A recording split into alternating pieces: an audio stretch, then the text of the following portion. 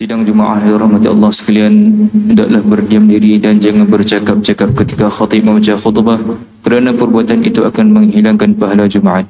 Qala Rasulullah sallallahu alaihi wasallam, "Idza qulta li sahibika wal imamu yakhutubu yawmal jum'ati ansit faqad laghawt." Rawahu al-Bukhari wa Muslim. An Abi Hurairah radhiyallahu anhu. Alhamdulillah. الحمد لله حمدا كثيرا طيبا مباركا فيه له الحمد كله أوله وآخره ظاهره وباطنه وأشهد أن لا إله إلا الله وحده لا شريك له وأشهد أن سيدنا وحبيبنا محمدا عبد الله ورسوله وصفيه وخليله صلوات الله وسلامه على النبي المصطفى محمد صلى الله عليه وسلم وعلى آله وأصحابه ومن تبع سنته إلى يوم الدين. أما بعد فيا عباد الله، فإني أوصيكم ونفسي بتقوى الله فقد فاز المتقون. أعوذ بالله من الشيطان الرجيم. يا أيها الذين آمنوا اتقوا الله ولتنظر نفس ما قدمت لغد واتقوا الله إن الله خبير بما تعملون. صدق الله العظيم. Hadirin sidang Jumaah rahimakumullah.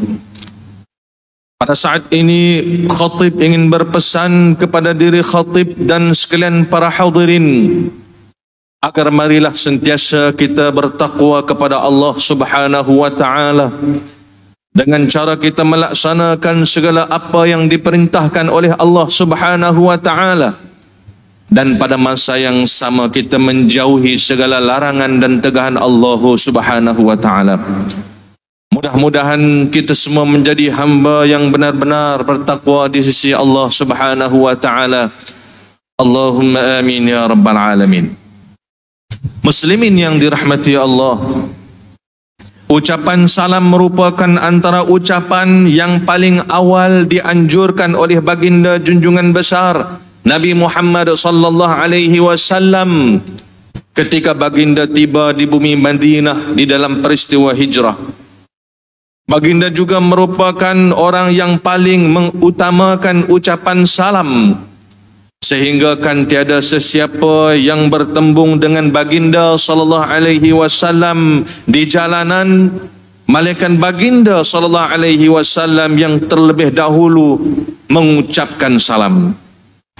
Rasulullah sallallahu alaihi wasallam sangat mengambil berat tentang ucapan salam, di mana baginda sallallahu alaihi wasallam senantiasa mempraktikkan salam ini dan sentiasa menyeru umat baginda sallallahu alaihi wasallam untuk selalu mengucapkan salam, kerana ucapan salam merupakan salah satu syiar yang agung di dalam agama Islam.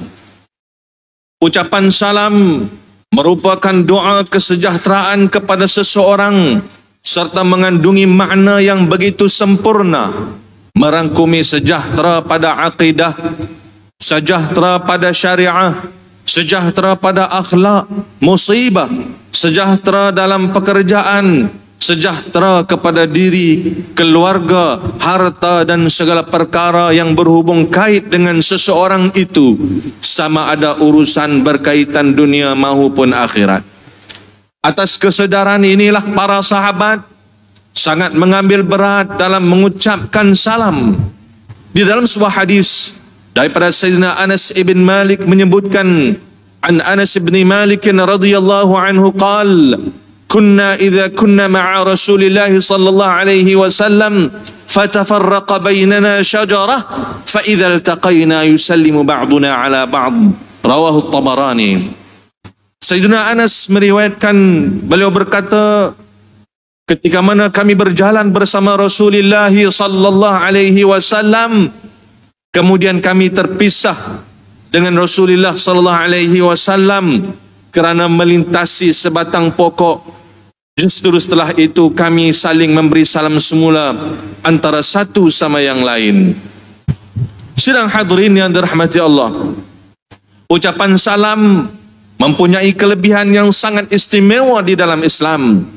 Antaranya, ucapan salam merupakan salah satu prasyarat untuk membolehkan seseorang itu masuk ke dalam syurga Allah Subhanahu wa taala. An Abdullah bin Salam radhiyallahu anhu qala sami'tu Rasulullah sallallahu alaihi wasallam yaqul ya ayyuhan nas afshu salama wasilul arhama wa at'imut ta'ama wa sallu bil laili wan nasu niyam tadkhulul jannata bi salam. Rawahu Tirmidzi. Abdullah bin Salam radhiyallahu anhu beliau berkata, aku telah mendengar Rasulullah sallallahu alaihi wasallam bersabda, wahai sekalian manusia, sebarkanlah salam, sambungkanlah silaturrahim, berikanlah makan, salatlah di malam hari ketika mana manusia yang lain sedang tidur, niscaya kamu akan masuk syurga dengan penuh sejahtera. Selain daripada itu, ucapan salam juga mempunyai kedudukan yang tinggi kerana ianya merupakan ucapan yang diambil daripada nama Allah Subhanahu wa taala, yakni As-Salam, yang bermaksud yang maha selamat sejahtera daripada segala kekurangan.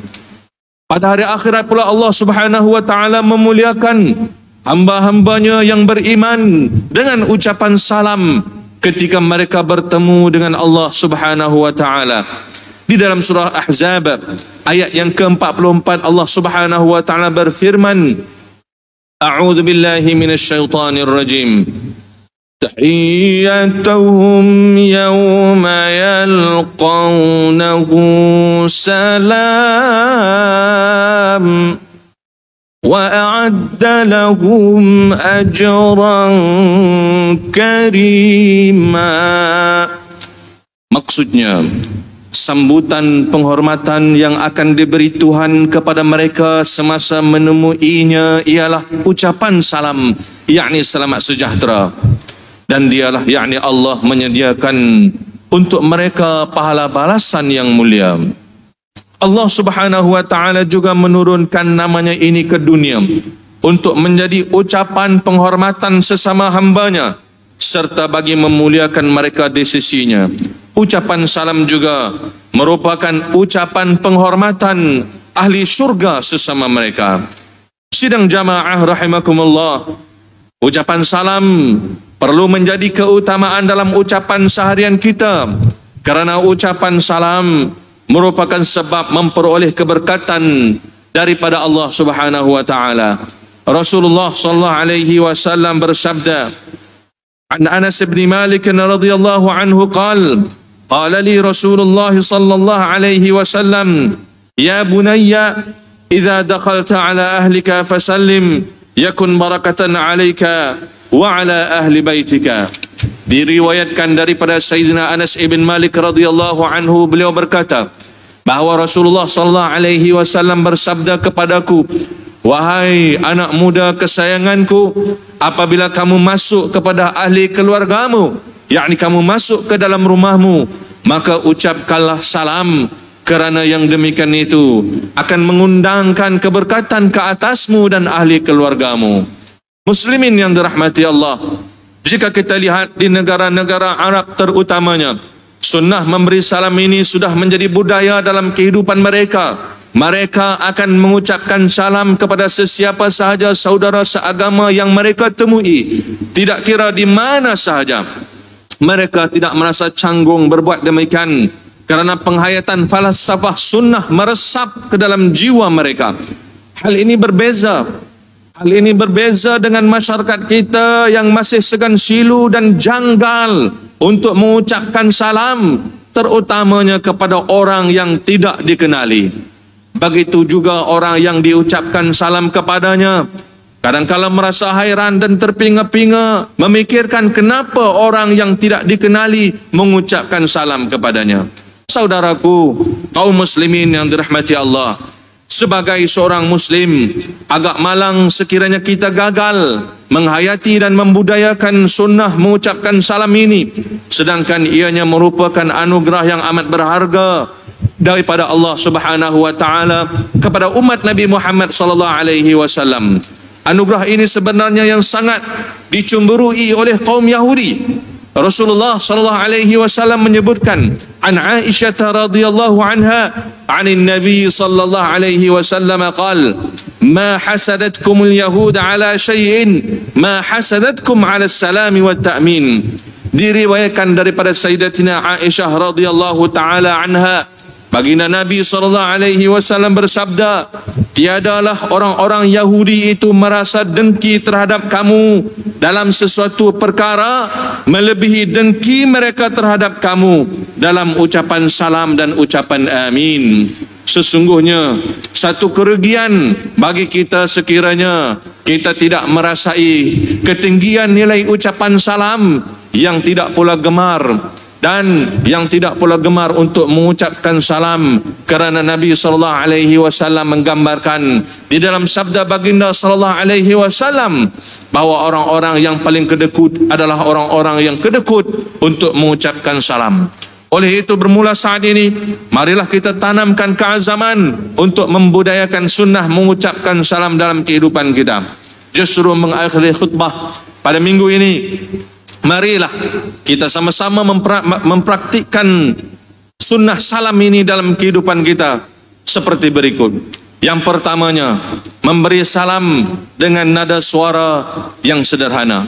Yang kedua, orang yang menaiki kenderaan mengucapkan salam kepada orang yang berjalan kaki, manakala orang yang berjalan kaki memberi salam kepada orang yang duduk. Yang ketiga, kelompok yang sedikit memberi salam kepada kelompok yang lebih ramai. Yang keempat, golongan muda memberi salam kepada golongan yang lebih berusia. Yang kelima, orang dewasa memberi salam kepada kanak-kanak sebagai tanda kasih sayang dan tawadhu. Yang keenam, beri salam ketika memulakan dan mengakhiri majlis. Yang ketujuh, bermanis muka ketika mana kita mengucapkan salam. Yang kedelapan, ucapkan salam kepada sesiapa sahaja di kalangan Muslim, sama ada dikenali maupun tidak dikenali. Yang kesembilan, jawablah salam dengan ucapan yang lebih baik, yakni lebih panjang atau sekurang-kurangnya menyamai ucapan orang yang memulakan salam. A'udzu billahi minasy syaithanir rajim. Wa idza huyyitum bi tahiyyatin fahayyu bi ahsani minha aw rudduha innallaha ala kulli syai'in hasiba.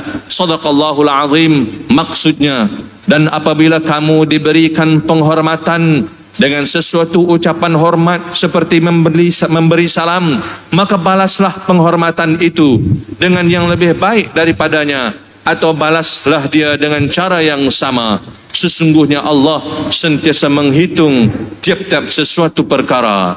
Barakallahu li wa lakum bil Qur'anil azim wa nafa'ni wa iyyakum bima fihi minal ayati wa dhikril hakim wa taqabbala minni wa minkum tilawatahu innahu huwas sami'ul alim. Aqulu qawli hadha wa astaghfirullahal azim li wa lakum wa lisairil muslimin wal muslimat wal mu'minin wal mu'minat fastaghfiruhu faya fawzal mustaghfirin wa ya najatat taibin. اللهم صل وسلم زد وأدم وأنعم وتفضل وبارك بجلالك وكمالك على دين عبادك وأشرف عبادك أبي القاسم سيدنا ومولانا محمد وعلى آله وصحبه وسلم. رضي الله تبارك وتعالى عن كل الصحابة أجمعين.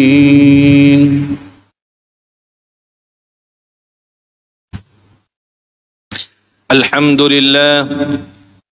لله حمدا يليق بجلال وجهه وعظيم سلطانه.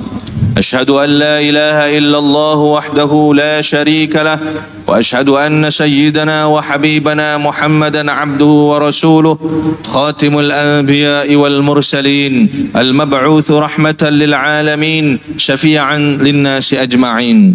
اللهم صل وسلم وبارك على سيدنا محمد وعلى آله الأطهار وأصحابه الأخيار والتابعين وتابع التابعين لهم بإحسان إلى يوم الدين. أما بعد فيا عباد الله اتقوا الله اتقوا الله اتقوا الله أوصيكم وإياي بتقوى الله وطاعته لعلكم تفلحون. قال الله سبحانه وتعالى في محكم تنزيله بعد أعوذ بالله من الشيطان الرجيم: يا أيها الذين آمنوا اتقوا الله حق تقاته ولا تموتن إلا وأنتم مسلمون. وقال تعالى: إن الله وملائكته يصلون على النبي يا أيها الذين آمنوا صلوا عليه وسلموا تسليما. اللهم صل وسلم وبارك على سيدنا محمد وعلى آله وأصحابه أجمعين. اللهم اغفر للمسلمين والمسلمات، اللهم اغفر للمسلمين والمسلمات، اللهم اغفر للمسلمين والمسلمات والمؤمنين والمؤمنات الأحياء منهم والأموات، إنك سميع قريب مجيب الدعوات وقاضي الحاجات. اللهم انصر الإسلام والمسلمين، اللهم انصر الإسلام والمسلمين ودمر الكفرة والمنافقين أعداءك أعداء الدين. اللهم اجعل هذا البلد آمنا مطمئنا سخاء رخاء دار عدل وسائر بلاد المسلمين. اللهم إنا نسألك من خير ما سألك منه نبيك وحبيبك محمد صلى الله عليه وسلم، ونعوذ بك من شر ما استعاذك منه نبيك وحبيبك محمد صلى الله عليه وسلم، وأنت المستعان وعليك البلاغ ولا حول ولا قوة إلا بالله العلي العظيم. اللهم إنا نسألك أن تؤيد الإسلام والمسلمين، وأن تعلي بفضلك كلمتي الحق والدين، وأن تشمل بعنايتك وتوفيقك على مالكنا الأمين الكريم السلطان صالح الدين ابن المرحوم السلطان بدريشة، وولي عهده سمو الأمير تنكو شرف الدين بدريشة ابن الأمين الكريم السلطان صالح الدين ابن المرحوم السلطان بدريشة وعشيرتهم أجمعين. اللهم امنحهم الرشاد ووفقهم للسداد، وأصلح بهم العباد والبلاد، واجعل التقوى لهم خير زاد، إنك رؤوف رحيم جواد يا لطيفا بالعباد يا أرحم الراحمين. ربنا آتنا في الدنيا حسنة وفي الآخرة حسنة وقنا عذاب النار يا الله، وقنا عذاب النار يا الله، وقنا عذاب النار يا الله. عباد الله، إن الله يأمر بالعدل والإحسان وإيتاء ذي القربى وينهى عن الفحشاء والمنكر والبغي يعظكم لعلكم تذكرون. فاذكروا الله العظيم يذكركم، واشكروه على نعمه يزدكم، واسألوه من فضله يعطكم، ولذكر الله أكبر والله يعلم ما تصنعون. أقم الصلاة.